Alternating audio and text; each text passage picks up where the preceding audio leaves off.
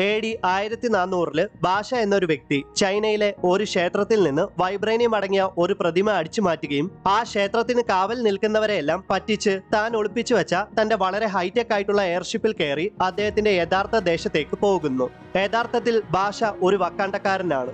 Captain ഈബോയുടെ നേതൃത്വത്തിലുള്ള വക്കാണ്ടൻ വാർഡോഗ്സിലെ ഒരംഗമാണ് ഭാഷ. വക്കാണ്ടയിൽ നിന്ന് മോഷ്ടിക്കപ്പെട്ട വൈബ്രേനിയത്തിന്റെ ഒരു ഭാഗം വീണ്ടെടുക്കാനാണ് ഭാഷയെ ചൈനയിലേക്ക് അയച്ചത്. എന്നാൽ ചൈനയിലേക്ക് എത്തിയ ഭാഷയുടെ എയർഷിപ്പ് കൊടും മഞ്ഞിൽ കാറ്റിലകപ്പെട്ട് ക്രാഷ് ലാൻഡ് ചെയ്ത് ഭാഷയ്ക്ക് ബോധം നഷ്ടപ്പെട്ടു. ബോധരഹിതനായി കിടന്ന ഭാഷയെ കണ്ടെത്തിയത് ജൊറാനി എന്ന സ്ത്രീയാണ്. ഭാഷയെ ജൊറാനി അവളുടെ വീട്ടിലേക്ക് കൊണ്ടുവന്ന് ശുശ്രൂഷിച്ചു. പിന്നീട് പയ്യെ പയ്യെ ഭാഷ ജൊറാനിയുമായിട്ട് ബന്ധത്തിലേർപ്പെട്ടു.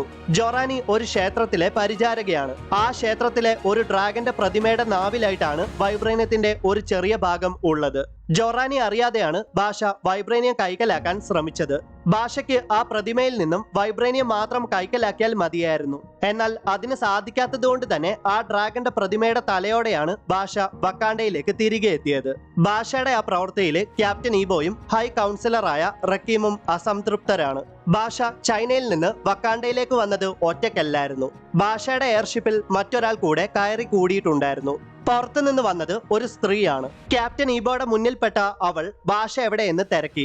അതും ചൈനീസ് ഭാഷയിലാണ് അവൾ സംസാരിച്ചത്. ഭാഷയെ കാട്ടിത്തരാമെന്ന് പറഞ്ഞ് ഈബോ അവളെ വക്കാണ്ടൻ വാർഡോഗ്സ് മാത്രമുള്ള ഒരു റൂമിലേക്ക് തള്ളിവിട്ടു. ആ റൂമിലുണ്ടായിരുന്ന അത്ര വക്കാണ്ടൻ വാർഡോഗ്സിനെയും അവൾ ഒറ്റയ്ക്ക് നേരിട്ടു. അങ്ങനെ അവിടെ നിന്നും ഓടി രക്ഷപ്പെട്ട അവളെ ഭാഷ കണ്ടെത്തുകയും അവളെ ആക്രമിച്ച് അവളുടെ മുഖംമൂടി ഊരിമാറ്റുമ്പോൾ ഭാഷ ഞെട്ടിപ്പോകുന്നു. ആ സ്ത്രീ മറ്റാരുമല്ല, അവൾ ജൊറാനിയായിരുന്നു. ഭാഷയുടെ കാര്യത്തിൽ നേരത്തെ തന്നെ ഒരു പന്തികേട് തോന്നിയ ജൊറാനി ഭാഷയെ ഫോളോ ചെയ്ത് ഭാഷയുടെ എയർക്രാഫ്റ്റിൽ അവൻ അറിയാതെ കയറി കൂടിയതാണ്. ഭാഷയ്ക്ക് വക്കാണ്ടയാണ് വലുത്. ആ കാരണം കൊണ്ട് തന്നെ ഭാഷയ്ക്ക് വക്കാണ്ടയിൽ നിന്ന് മോഷ്ടിക്കപ്പെട്ട വൈബ്രേനിയം തിരികെ വേണം. ജൊറാനിക്ക് തന്റെ രാജ്യമായ ചൈനയാണ് വലുത്. ആ കാരണം കൊണ്ട് തന്നെ ചൈനീസ് ട്രഡീഷന്റെ ഭാഗമായ ഡ്രാഗന്റെ സ്റ്റാച്യു അവൾക്ക് തിരികെ വേണം. അതിനായിട്ട് ജൊറാനിയും ഭാഷയും തമ്മിൽ ഒരു വമ്പൻ പോരാട്ടം നടക്കുന്നു. വക്കാണ്ടൻ മാഗ്ലേവ് ട്രെയിനുകളുടെ മുകളിൽ നിന്ന് വക്കാണ്ടൻ ആർട്ടിഫാക്ട്സ് സൂക്ഷിക്കുന്ന വോൾട്ട് വരെ അവർ തമ്മിലുള്ള പോരാട്ടം തുടർന്നു.